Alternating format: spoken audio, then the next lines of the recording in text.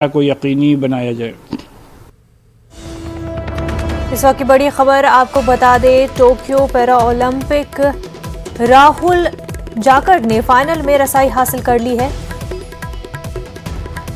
Mixed 25M पिस्तौल shooting मुकाबले में फाइनल में पहुंच चुके हैं।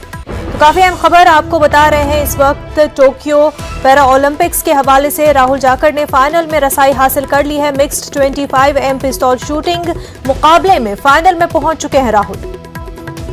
तो टोक्यो पैरा ओलंपिक से हिंदुस्तान के लिए काफी अच्छी खबर सामने आ रही है। राहुल ने फाइनल में रसाई हासिल कर ली है।